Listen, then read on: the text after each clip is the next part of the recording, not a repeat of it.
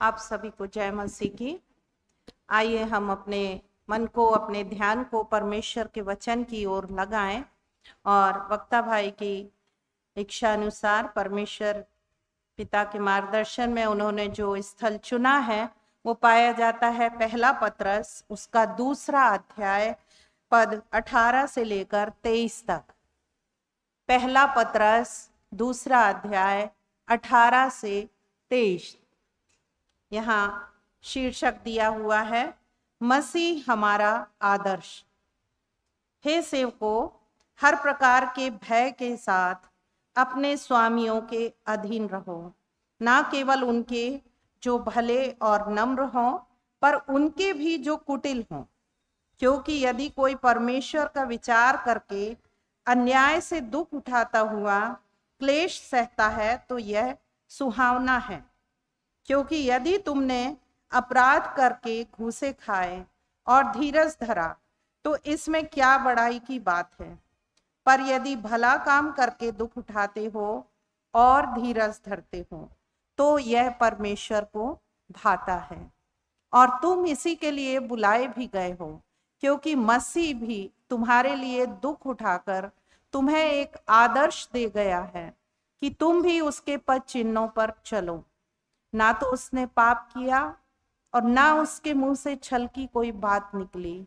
वह गाली सुनकर गाली नहीं देता था और दुख उठाकर किसी को भी धमकी नहीं देता था, पर अपने आप को सच्चे न्यायी के हाथ में सौंपता था। परमेश्वर इन वचनों के पढ़े जाने और सुने जाने को आशीषित करे। बीते सप्ताह या उसके कुछ दिन पहले भी बोल सकते हैं, मुझे ये अवसर मिला कि मैं एक सेमिनार अटेंड करूं जो कि राजनांदगांव में आयोजित किया गया था। स्क्राइब सेमिनार उसका नाम था और वहाँ पर भाई निशांत भी उपस्थित थे, जो कि आज हमारे साथ राजनांदगांव से आए हुए हैं और हमारे साथ आराधना कर रहे हैं।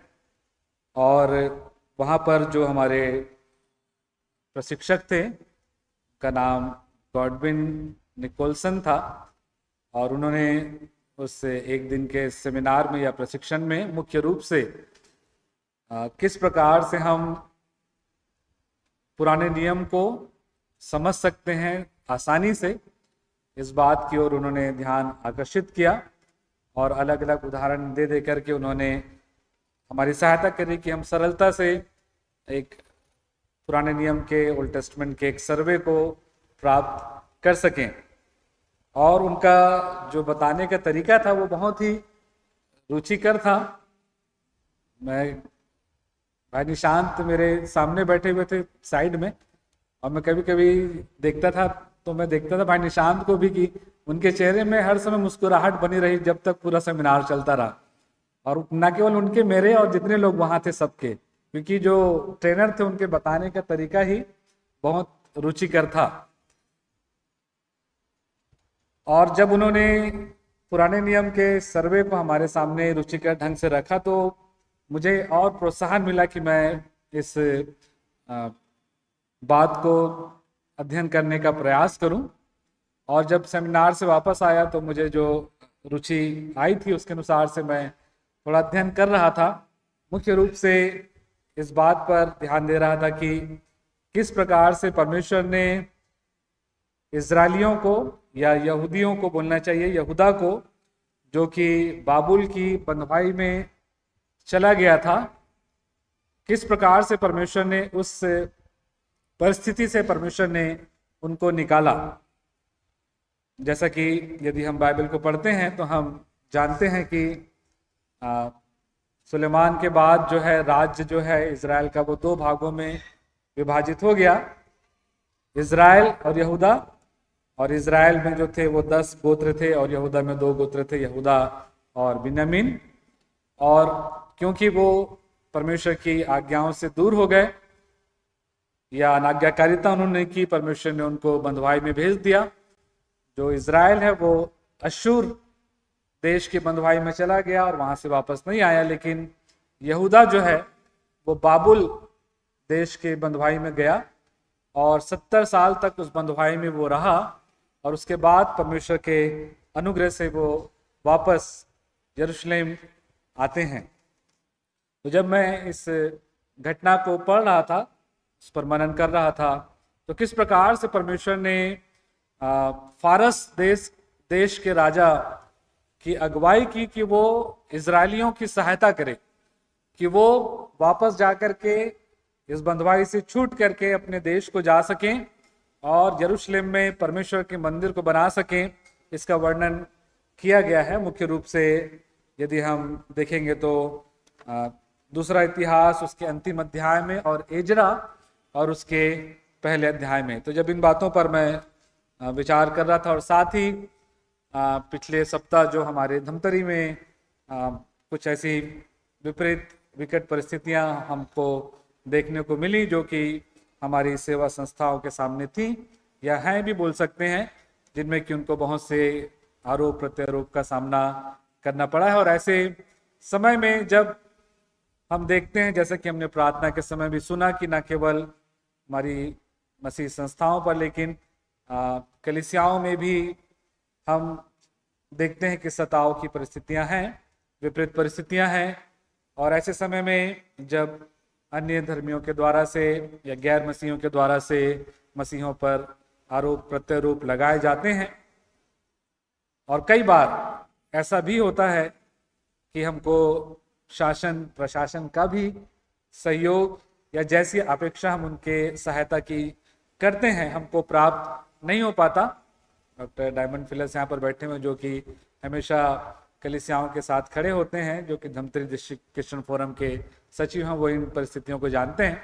कई बार वो ऐसा सहयोग या जो अपेक्षा हम करते हैं शासन प्रशासन के द्वारा से भी हमको नहीं मिल पाता और हम कई बार हताश हो जाते हैं और बहुत से प्रश्न हमारे मन में आते हैं, जबकि हम अल्पसंख्यक भी हैं। और इन परिस्थितियों में हम किस प्रकार से सरवाइव करें। और जब इन बातों पर मैं विचार कर रहा था तो जो घटना विशेष रूप से इजरायलियों के साथ या यहूदियों के साथ घटी कि उनका एक अनजाने या एक ऐसे देश में जहां पर कि वो गुलाम बना करके ले जाए गए थे, छूट करके वापस आना किसी भी रीति से उनके लिए कभी वो इस बात को सोच नहीं सकते थे। लेकिन अद्भुत रीति से परमेश्वर ने इन विपरीत परिस्थितियों में प्रशासन के द्वारा से कैसे उनकी सहायता की, इस बात को हम पाते हैं। और यदि आप दूसरा इतिहास उसके अंतिम अध्याय जो कि 36वां अध्याय है, उसको यदि हम पढ़ें तो आप पाएंगे कि किस प्रकार से परमेश्वर ने उस समय का जो प्रशासन था उनकी सहायता की कि वो यहूदियों की सहायता कर सकें कि वो परमेश्वर की इच्छा के अनुसार से बंधुआई से छूट करके यरूशलेम वापस आ सकें। और ये जो यरूशलेम वापस आने के 70 वर्ष के बाद वापस आने की जो योजना थी वो परमेश्वर की योजना थी, परमेश्वर ने ठहराया था। और इसलिए परमेश्वर ने पहले से ही इस बात की भविष्यवाणी भी की थी, जिसका वर्णन हमको यिर्मयाह नबी की पुस्तक उसके 29 अध्याय के 10 पद में मिलता है, जहां इस प्रकार से लिखा हुआ है, यहोवा यूं कहता है, बेबीलोन के 70 वर्ष पूरे होने पर मैं तुम्हारी सुधि लूंगा और अपना यह मन भावना वचन कि मैं तुम्हें इस स्थान पर लौटा ले आऊंगा पूरा करूंगा। 70 वर्ष पूरे होने के बाद मैं तुम्हें लौटा ले आऊंगा। ये परमेश्वर ने यिर्मयाह के द्वारा से भविष्यवाणी की थी और इसकी कोई भी गुंजाइश ऐसे सामान्य तौर पर लगती तो नहीं थी। लेकिन यदि आप दूसरा इतिहास उसके अंतिम 36 अध्याय के अंतिम हिस्से को पढ़ेंगे या एजर नबी की पुस्तक उसके पहले अध्याय के कुछ हिस्सों को पढ़ेंगे तो इस बात को हम पाते हैं कि परमेश्वर ने अपनी इस योजना को पूरी करने के लिए एक अन्य जाति शासक को अद्भुत रीति से इस्तेमाल किया। और वो जो शासक था उसका नाम है खुसरू। यदि आप 22 अध्याय से 36 अध्याय के 22 पद से देखें तो वहां इस प्रकार से लिखा हुआ है, फारस के राजा कुस्रू के पहले वर्ष में यहोवा ने उसके मन को उभारा कि जो वचन यिर्मयाह के मुंह से निकला था वो पूरा हो। इसलिए उसने अपने समस्त राज्य में यह प्रचार करवाया और इस आशय की चिट्ठियां लिखवाई कि फारस का राजा कुस्रू कहता है, स्वर्ग के परमेश्वर यहोवा ने पृथ्वी भर का राज्य मुझे दिया है और उसी ने मुझे आज्ञा दी है कि यरूशलेम जो यहूदा में है उसमें मेरा एक भवन बनवा। इसलिए हे उसकी प्रजा के सब लोगों, तुम में से जो कोई चाहे उसका परमेश्वर यहोवा उसके साथ रहे, वो वहां रवाना हो जाए। इस बात की घोषणा फारस के राजा कुस्रू के द्वारा से की गई। बाबुल की बंधुआई में रहने के बाद जब फारस देश जो है वो उन्नत होने लगा तो उसने बाबुल को भी जीत लिया और अश्शूर को भी जीत लिया। और इसलिए अब ये जो समय काल है उस समय बाबुल भी जो है वो फारस के राजा के अधीन में आ गया है। और इसलिए यहां पर हम देखते हैं कि फारस का राजा जो कुस्रू था उसने ये आज्ञा निकलवाई कि यहूदी लोग जो हैं वो वापस अपने स्थान यरूशलेम जा सकते हैं जो जाना चाहते हैं, और वहां पर जाकर के वो यरूशलेम में मंदिर का निर्माण करें, क्योंकि ये कहता है कि परमेश्वर ने मुझको आज्ञा दी है कि यहूदी इस प्रकार से करें। यदि हम इस राजा के विषय में पढ़ें तो हम पाते हैं यशायाह नबी की पुस्तक उसके 45वें अध्याय में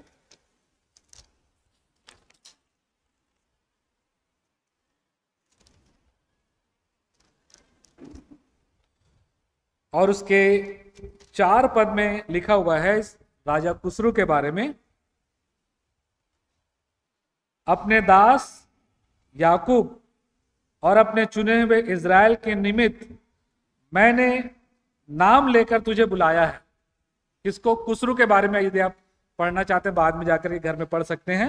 मैंने तुझे नाम लेकर बुलाया है, यद्यपि तू मुझे नहीं जानता तो भी मैंने तुझे पदवी दी है। और आगे 5वें पद में लिखा है, मैं यहोवा हूं और दूसरा कोई नहीं, मुझे छोड़ कोई परमेश्वर नहीं। यद्यपि तू मुझे नहीं जानता तो भी मैं तेरी कमर कसूंगा।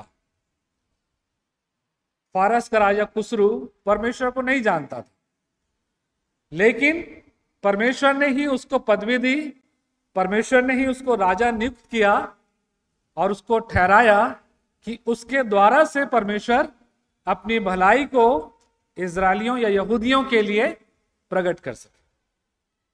प्रियो, कई बार हम सोचते हैं कि हमारे शासक या हम जिनके अधीन है शासन जो हम पर कर रहे हैं, उनकी ओर से जब कोई आशा हमको दिखाई नहीं देती। ये वचन हमारे लिए एक आशा को लेकर के आता है कि परमेश्वर उन लोगों को जो हमारे ऊपर अधिकारी हैं, जो हमारे ऊपर शासक हैं, उन्हें अद्भुत रीति से, जिनके बारे में शायद हम कभी सोच भी नहीं सकते, जो शायद इस बात को जानते भी नहीं कि परमेश्वर उनको अपनी योजना के लिए इस्तेमाल कर रहा है, उनके द्वारा से वो हमारी सहायता कर सकता है उन विपरीत परिस्थितियों में जिनमें हम अपने आप को पाते हैं।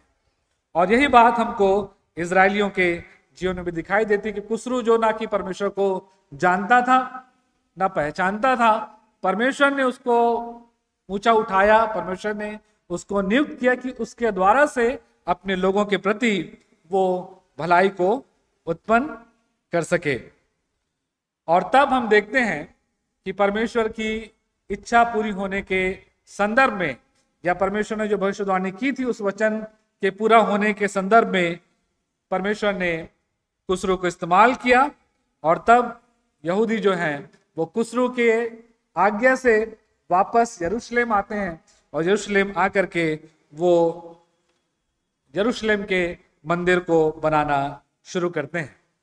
लेकिन यह काम जो था वो आसान नहीं था, क्योंकि जब वो राजा के आदेश से, राजा के अधिकार प्राप्त करने के बाद इस कार्य को करने लगे, तो भी उनके सामने बहुत से विरोधी उठ खड़े हुए जो उन्हें इस कार्य को करने से रोकने लगे। एजरा नबी की पुस्तक उसके 4 अध्याय को यदि आप देखें तो जब ये लोग जाकर के मंदिर का निर्माण जरुब्बाबिल की अगुवाई में शुरू करते हैं तो लिखा हुआ है, 4 अध्याय का हेडिंग दिया हुआ है, मंदिर के पुनः निर्माण का विरोध। और यदि आप 4 से 6 पद में देखेंगे इस अध्याय के तो वहां पर लिखा हुआ है, तब उस देश के लोग यहूदियों को निराश करने, उन्हें डराकर मंदिर बनाने से रुकावट डालने लगे और फारस के राजा कुसरू के जीवन भर, वरन फारस के राजा दारा के राज्य के समय तक उनके मनोरथों को निष्फल करने के लिए वकीलों को रुपए देते रहे। राजा के आदेश से यह काम हो रहा था, उसके बावजूद भी लिखा है कि वहां पर उनके विरोधी थे और वो ना केवल उस राजा के समाप्त होने के बाद, उसके बाद जो राजा हुए जिसमें कि हमको शयश राजा दिखाई देते हैं और फिर अर्थशत्र राजा दिखाई देते हैं यदि आप 4 अध्याय से आगे पढ़ेंगे, और उसके बाद फिर दारा राजा का समय आया, तब पुनः उनको यह अनुमति मिलती। लेकिन राजा के आदेश के बावजूद भी ऐसे लोग वहां पर थे जो निरंतर उनका विरोध करते रहे और लिखा है कि कोर्ट केस चलता रहा, वकीलों को रुपया वो देते रहे ताकि ये जो काम है वो रुक जाए। तो कई बार ऐसा भी हो सकता है क्योंकि प्रशासन शासन के सहयोग के बावजूद भी हमारे विरोधी निरंतर विरोध करते ही रहे, हम पर आरोप प्रत्यारोप लगाते ही रहें, क्योंकि यहाँ पर लिखा है कि वो वकीलों को रुपए देते रहे और पैसों से बहुत सारी चीजें हो सकती हैं। लेकिन हम इस घटना में यदि आप आगे बढ़ेंगे तो आप पाएंगे कि परमेश्वर ने पुनः एक राजा को खड़ा किया और उसका नाम था दारा। यदि आप एजरा उसके 5वें अध्याय को देखें तो वहां पर लिखा हुआ है, या फिर मैं 4 अध्याय के 24 पद को पहले पढ़ता हूं, जहां पर लिखा हुआ है कि विरोध के कारण से कुछ समय तक के लिए यहूदियों को यरूशलेम के मंदिर को बनाने का काम बंद करना पड़ा। 24 पद में लिखा है 4 अध्याय के, तब परमेश्वर के भवन का काम जो यरूशलेम में है रुक गया और फारस के राजा दारा के राज्य के दूसरे वर्ष तक रुका रहा। और तब इस बीच में शयश राजा हुए, जिसका वर्णन हमको एस्तर की पुस्तक में भी मिलता है। उसके बाद अशत्र राजा हुआ फारस का, और तब उसके बाद समय आया दारा राजा का। और 5वें अध्याय के पहले पद में लिखा हुआ है, तब हग्गे नामक नबी और इद्दो का पोता जकरिया यहूदा और यरूशलेम के यहूदियों से नबूवत करने लगे। उन्होंने इज़राइल के परमेश्वर के नाम से उनसे नबूवत की। तब शालतियेल का पुत्र जरुब्बाबेल और योसादाक का पुत्र यीशु कमर बांधकर परमेश्वर के भवन को जो यरूशलेम में है बनाने लगे, और परमेश्वर के वे नबी उनका साथ देते रहे। पुनः इन्होंने दारा राजा के समय में मंदिर के बनाने का काम प्रारंभ किया। और 6वें अध्याय में यदि आप देखें, या उसी 5वें अध्याय में 3 पद से लिखा है, उसी समय महानद के इस पार का तत्नय नामक अधिपति और शत बोरजनय अपने सहयोगियों समेत उनके पास जाकर उनसे पूछने लगा, इस भवन को बनाने और इस शहरपनाह को खड़ा करने की किसने तुमको आज्ञा दी? उन्होंने लोगों से यह भी कहा कि इस भवन के बनाने वालों के क्या क्या नाम है, परंतु यहूदियों के पुन्नियों के परमेश्वर की दृष्टि उन पर रही। उन्होंने फिर से इनका विरोध करना शुरू किया, उनका नाम पूछा ताकि राजा के पास जाकर के उनकी शिकायत करें कि जो मंदिर बनाने के लिए मना कर दिया गया था शयश राजा के समय में, इन्होंने फिर से राजा की आज्ञा तोड़ करके उस मंदिर को बनाना शुरू कर दिया। और तब उन्होंने एक शिकायत पत्र जो है वो दारा राजा को लिखा। और जब ये शिकायत पत्र दारा राजा के पास पहुंचा तो अद्भुत बात यह है प्रियो कि दारा राजा ने इनका विरोध नहीं किया, लेकिन उल्टा जिन्होंने शिकायत करी थी उनको एक पत्र दारा राजा की ओर से प्राप्त होता है, जिसका वर्णन एजरा उसके 6वें अध्याय उसके 6 पद से लेकर के 12 पद में हम पाते हैं, जहां पर कि हमको मंदिर बनाने के लिए राजा दारा के सहयोग का वर्णन मिलता है, जो कि परमेश्वर की ओर से था। यदि आप 6वें पद से देखें एजरा के 6 अध्याय के, तो वहां लिखा है, राजा दारा ने पत्र लिखा, अब हे महानद के पार के अधिपति तत्ने और हे शत बोर्जने, तुम अपने सहयोगियों महानद के पार के अपार्सकियों समेत वहां से अलग रहो। परमेश्वर के उस भवन के काम को रहने दो। यहूदियों का अधिपति और यहूदियों के पुरनिये परमेश्वर के उस भवन को उसी के स्थान पर बनाएं। वरन मैं आज्ञा देता हूं कि तुम्हें यहूदियों के उन पुरनियों से ऐसा बर्ताव करना होगा कि परमेश्वर का वह भवन बनाया जाए, अर्थात राजा के धन में से, महानद के पार के कर में से उन पुरुषों को फुर्ती के साथ खर्चा दिया जाए। ऐसा ना हो कि उनको रुकना पड़े। क्या बछड़े, क्या मेढ़े, क्या मेमने, स्वर्ग के परमेश्वर के होम बलियों के लिए जिस जिस वस्तु का उन्हें प्रयोजन हो, और जितना गेहूं, नमक, दाख मधु और तेल यरूशलेम के याजक कहें, वह सब उन्हें बिना भूल चूक प्रतिदिन दिया जाए, इसलिए कि वे स्वर्ग के परमेश्वर को सुखदायक सुगंध वाले बलि चढ़ाकर राजा और राजकुमारों के दीर्घायु के लिए प्रार्थना किया करें।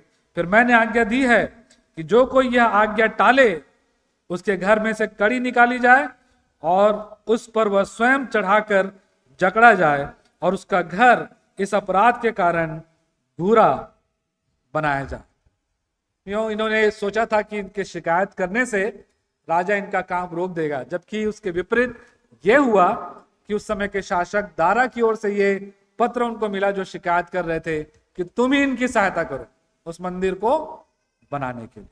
और ये प्रियो एक अद्भुत बात हमको दिखाई देती है, जो कि सामान्य नहीं थी।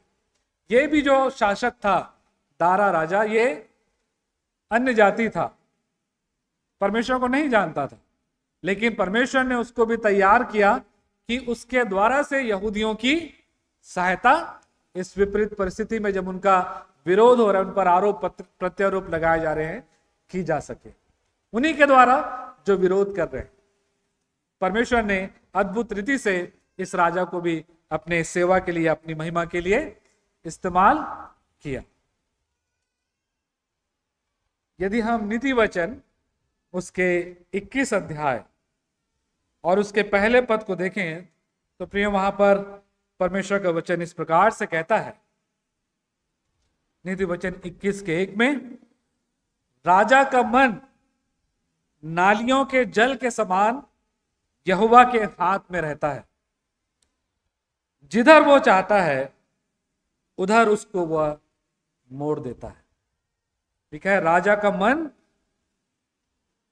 नालियों के जल के समान यहोवा के हाथ में रहता है, और वह जिधर चाहता है उधर उसको मोड़ देता है। इन विपरीत परिस्थितियों में जो हमारे सामने दिखाई देती है, ये वचन इस बात को हमें स्मरण दिलाता है कि गॉड इज इन कंट्रोल। परमेश्वर जो है वो सब कुछ पर नियंत्रण करने वाला परमेश्वर है। भले ही हमें विपरीत परिस्थितियां दिखाई देती हैं, भले ही हमें लगता है कि हमको बहुत ज्यादा सहयोग हमारी अपेक्षा के अनुसार से शायद ना मिल रहा हो, लेकिन परमेश्वर ऐसे विपरीत परिस्थितियों में भी प्रियो हमारे स्वामियों को, हमारे अधिकारियों को इस्तेमाल कर सकता है हमारी सहायता करने के लिए, जैसे परमेश्वर ने इन अन्य जाति राजाओं को, कुसरू को और दारा को इस्तेमाल किया। ये वो दारा नहीं है जिसने ये जान लिया था कि परमेश्वर ही महान है। हम इस बात का वर्णन पाते हैं दानियल नबी के पुस्तक में, वहां पर भी एक राजा का वर्णन है जो जिसका नाम दारा बताया गया है, और उसके समय में दानियल को सिंहों की मान में डाल दिया गया, और जब परमेश्वर ने उसको सिंहों की मान से बचाया तो उस दारा राजा ने मान लिया था कि परमेश्वर ही सच्चा परमेश्वर है, दानियल का परमेश्वर ही सच्चा परमेश्वर। लेकिन ये वो दारा नहीं है। वो जो दारा राजा था वो बाबुल का राजा था, ये कसदियों का राजा, या माफ करेंगे ये फारसियों का राजा है, जो अब तक किसी भी रीति से परमेश्वर को नहीं जानता था। लेकिन परमेश्वर ने इन राजाओं को अपने सेवा के लिए, अपने काम के लिए, अपनी योजना के लिए इस्तेमाल किया, जो कि इस बात को नहीं जानते थे। उनको ऐसा लगता था कि ये सामान्य घटनाएं हो रही है।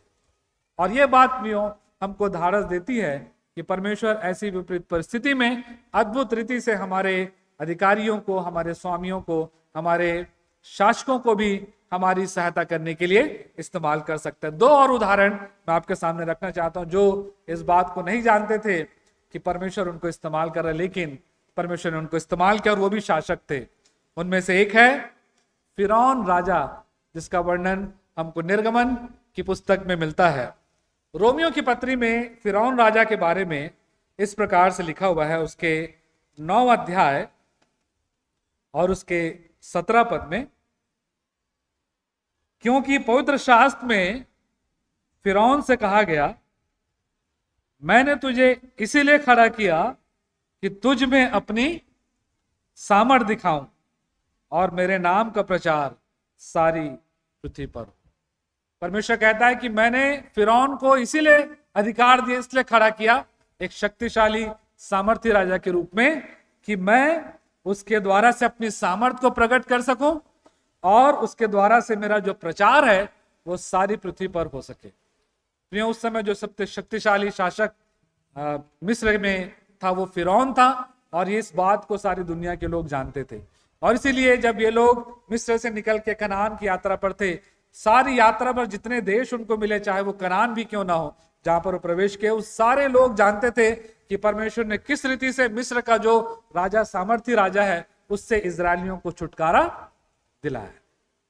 तो परमेश्वर ने फिरौन को अपनी सामर्थ दिखाने के लिए क्या किया था? खड़ा किया। लेकिन फिरौन इस बात को नहीं जानता था। यदि आप निर्गमन उसके 7 अध्याय और उसके 3 पद को देखें तो वहां पर परमेश्वर इस प्रकार से कहते हैं, निर्गमन 7 का 3,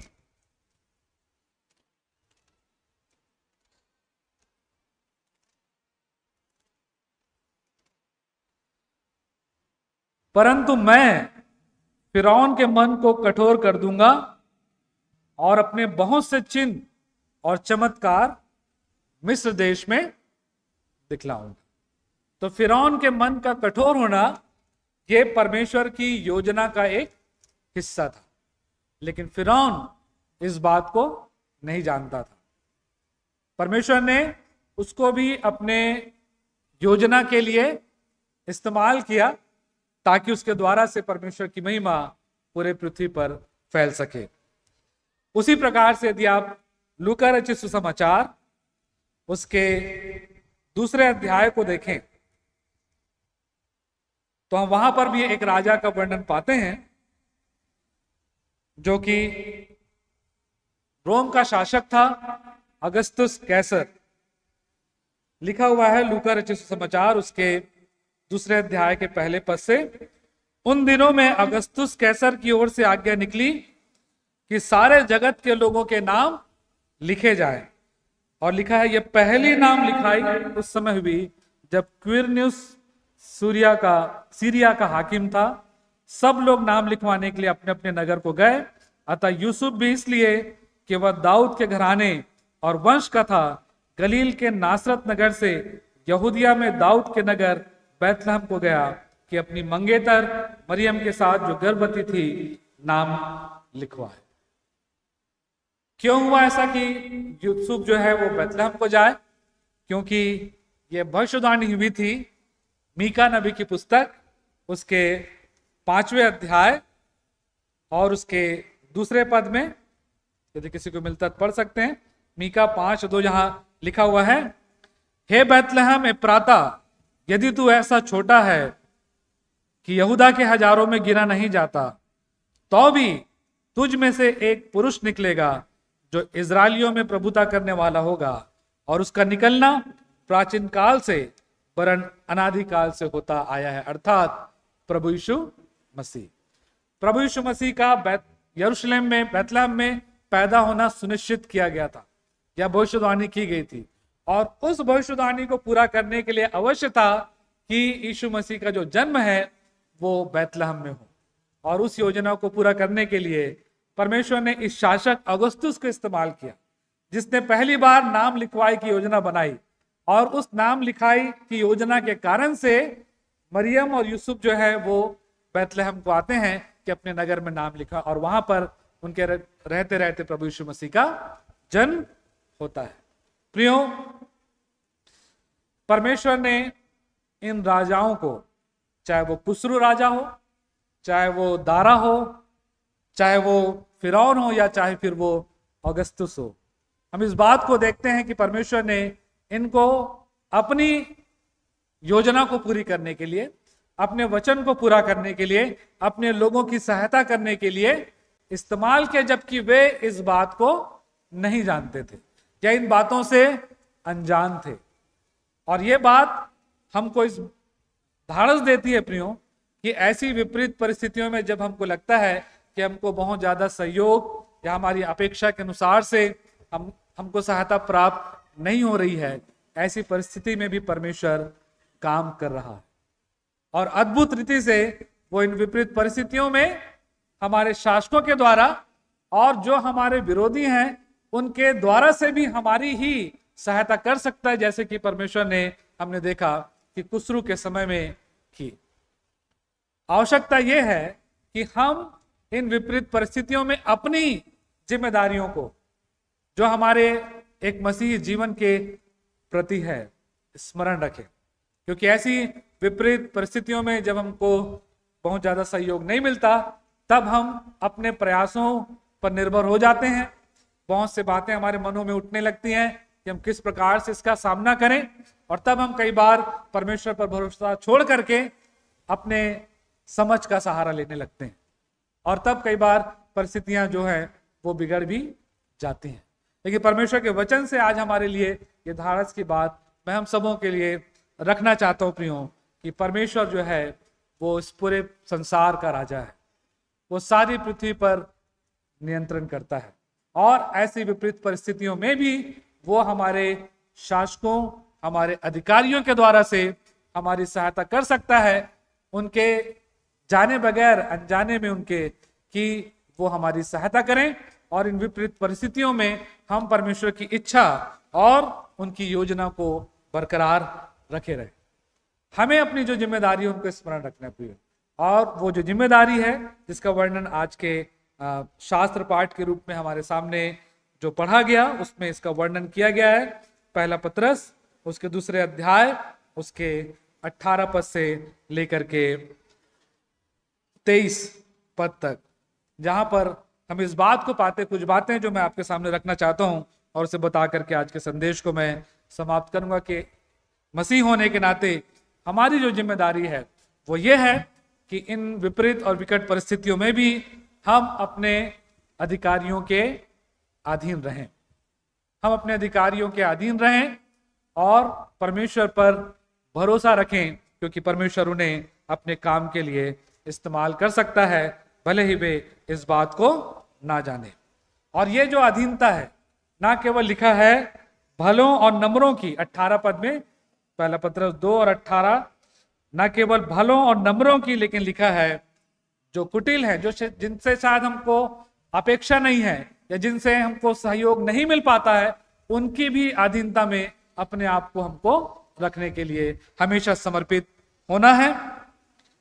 तीसरी बात जो हमारी जिम्मेदारी है प्रियो, वो ये कि विरोध और दुख के समय में, आरोप प्रत्यारोप के समय में हम धीरज धरें। धीरज का मतलब होता है परमेश्वर के काम का या परमेश्वर को कार्य करने का अवसर देना, इंतजार करना कि परमेश्वर जो है वो हमारी सहायता करेगा। हम धीरज धरें, जैसा कि लिखा हुआ है, यदि कोई परमेश्वर का विचार करके अन्याय से दुख उठाता हुआ क्लेश सहता है तो यह सुहावना है, क्योंकि यदि तुम अपराध करके घूसे खाए और धीरज धरा तो इसमें क्या बड़ाई की बात, पर यदि भला काम करके दुख उठाते और धीरज धरते हो तो ये परमेश्वर को लिखा है भाता है।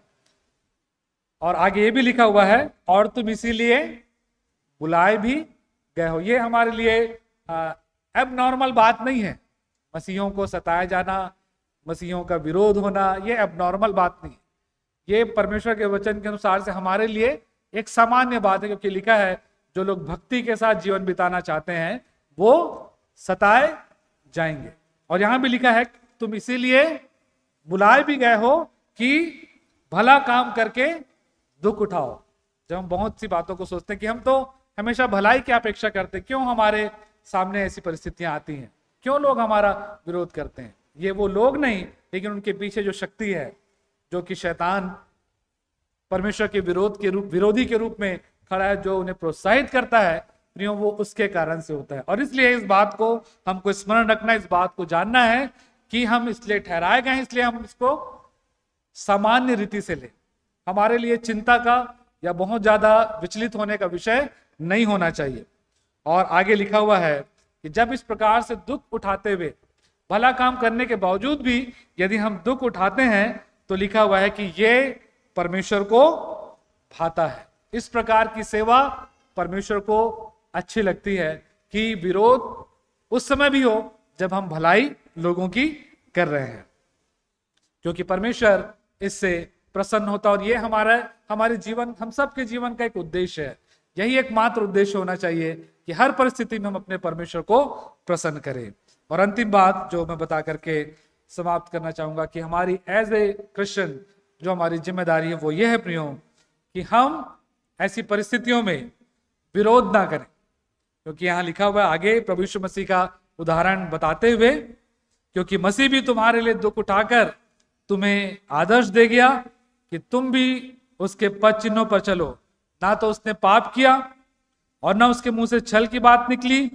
वो गाली सुनकर गाली नहीं देता था, दुख उठाकर किसी को भी धमकी नहीं देता था, पर लिखा है अपने आप को सच्चे न्याय के हाथ में सौंपता था। इन विपरीत परिस्थितियों में हमारे लिए प्रभु यीशु मसीह का एक आदर्श है प्रियो, कि हम जैसे को तैसा नहीं, लेकिन हम परमेश्वर के प्रेम को अपने जीवन से इन परिस्थितियों में प्रकट करें।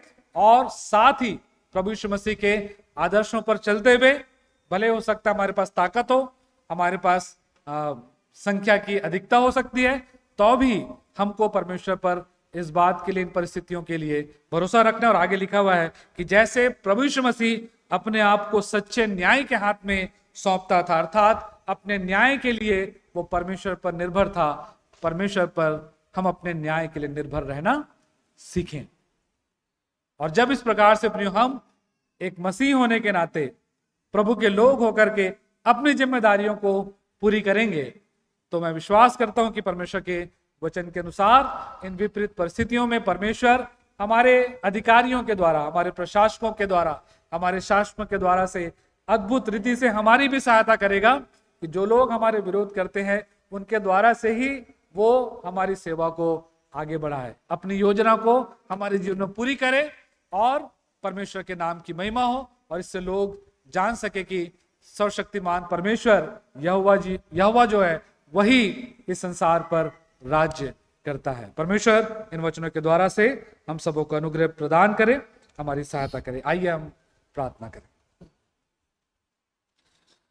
सेनाओं के यहोवा पवित्र परमेश्वर पिता, धन्यवाद देते हैं कि आप अपने वचन से हमें धारस देते हैं। जब हम निराश होते हैं, जब हम चिंतित होते हैं, आप अपने वचन से हमें संभालते हैं, हमें स्मरण दिलाते हैं प्रभु जी कि आप अद्भुत युक्ति करने वाले परमेश्वर हैं। विपरीत परिस्थितियों में, आरोप प्रत्यारोप में भी प्रभु जी आप हमारे साथ खड़े रहते हैं और उन लोगों को इस्तेमाल कर सकते हैं हमारी भलाई के लिए, जो चाहे हमारे विरोधी हों, चाहे हमारे अधिकारी, हमारे शासक क्यों ना हो। प्रभु जी हम धन्यवाद देते हैं आपके वचन में वर्णित इन बातों के लिए कि किस प्रकार से आपने खुसरू को, किस प्रकार से आपने दारा राजा को, किस प्रकार से आपने फिरौन और अगस्तुस कैसर को इस्तेमाल किया, जबकि वो इस बात को नहीं जानते थे। और इसलिए जब हमको कई बार ऐसा लगता है प्रभु जी कि जो हमारे शासक हैं, प्रशासक हैं, वो भी गैर मसीह हैं, क्या उनकी ओर से हमारी कुछ सहायता हो पाएगी? जब हम इन वर्णनों को देखते हैं प्रभु जी, तो हम इस बात का धारस बांध सकते हैं प्रभु जी कि ऐसे लोग जो आपको नहीं जानते, उनके द्वारा से भी आप हमारी सहायता, हमारे सोच और विचार के ऊपर जाकर के कर सकते हैं, क्योंकि आपके लिए कोई भी काम असंभव नहीं है। हमारी सहायता करें कि एक आदर्श मसीही जीवन जीकर हम अपने अधिकारियों के अधीनता में रहें, भलों और कुटिलों के भी, और अपने न्याय के लिए हम प्रभु जी किसी व्यक्ति पर, अपनी शक्ति पर नहीं, लेकिन आप पर भरोसा रखें, जैसे प्रभु यीशु मसीह ने रखा, ताकि आपकी महिमा अपने जीवन की हर परिस्थितियों में हम प्राप्त करने वाले, देखने वाले हो सके। सारा आदर, महिमा, गौरव, जलाल आपको देते हुए इन वचनों के अनुसार जीवन जीने के लिए, व्यवहार करने के लिए आपकी पवित्र आत्मा की सामर्थ चाहते हुए इस विनती को मुक्तिदाता प्रभु यीशु मसीह के नाम से मांग लेते हैं, आमीन।